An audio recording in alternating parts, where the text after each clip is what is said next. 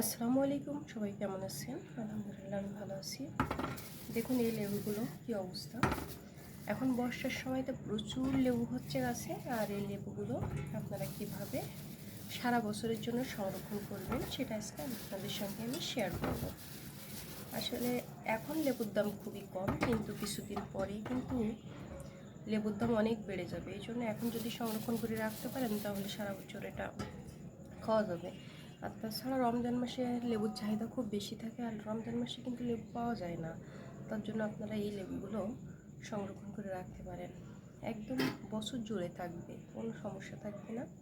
সুন্দরভাবে আপনারা এগুলো সংরক্ষণ করে রাখতে পারবেন।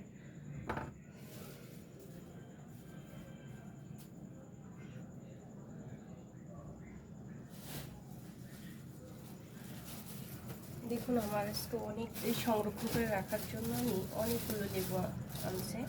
এগুলো আগে ছিল আর এগুলো আবার নতুন করে আনছে। আমি সবগুলো সংরক্ষণ করে আপনাদেরকে দেখিয়ে দেব।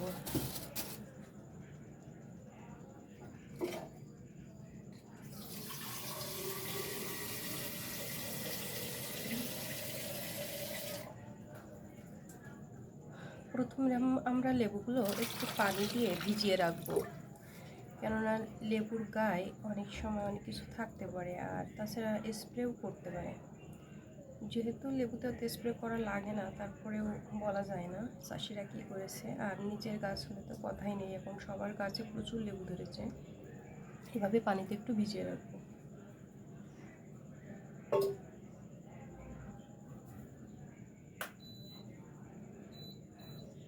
এদিকে আমি চুলাটা ধরিয়ে নিলাম, রান্না করতে হবে। আমি আজকে ঢেঁড়স চচ্চড়ি করব। এই যে ঢেঁড়সটা কেটে রেখেছি।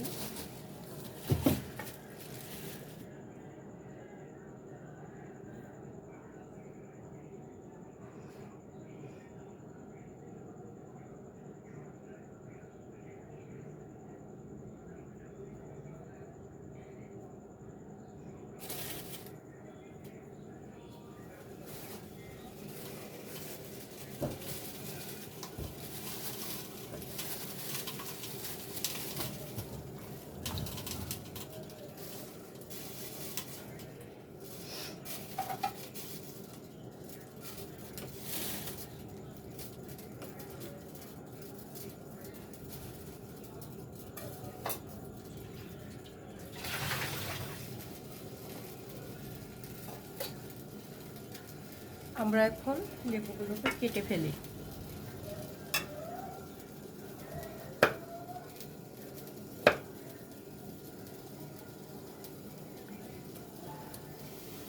এই যে এইভাবে দুই ভাগ কাটলাম।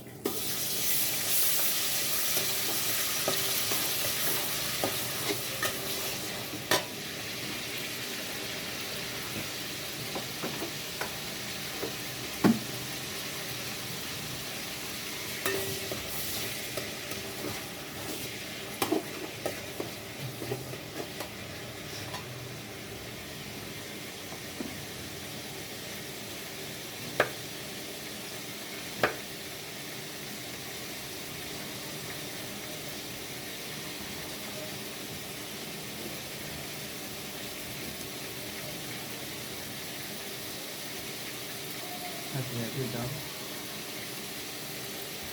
65 টাকা।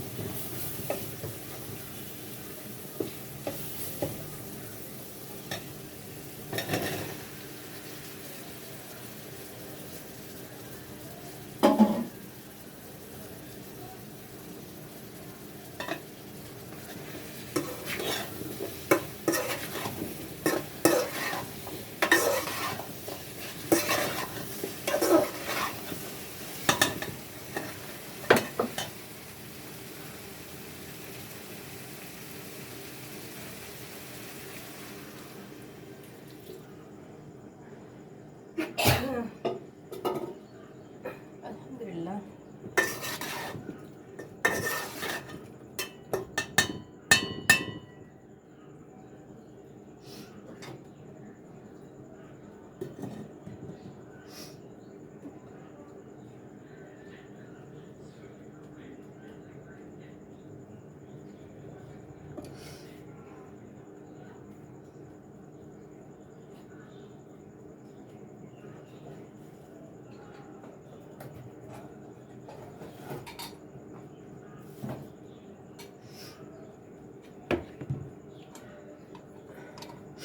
লেবুর রসটা আমরা আগে বের করে নেব লেবু সংরক্ষণ করার জন্য, কেননা খোলা সহ রাখা মানে অনেকটাই জায়গা নষ্ট হবে, এর জন্য মেন রসটা রাখাই ভালো। আমি এভাবে, আর আপনাদের যাতে মেশিনটা নেই তারা হাত দিয়ে লেবু রসটা বের করে নেবেন, কোনো সমস্যা নাই।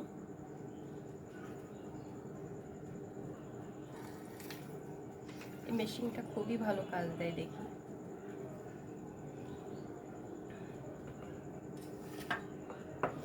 আমি এখানে একটা নিয়েছি ফ্রিজে রাখার যে পানিরে, এটা এই যে এভাবে করে আপনারা লেবু রসটা বের করে নেবেন।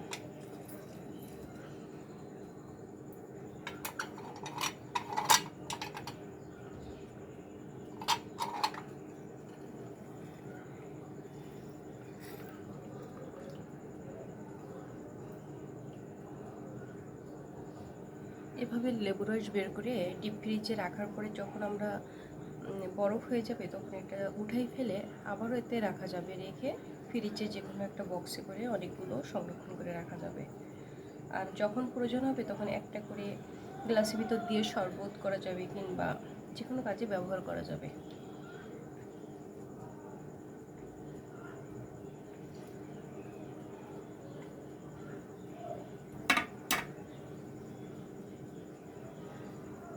সবাই ভালো থাকবেন, আজকের মতো পর্যন্তই। আল্লাহ হাফেজ।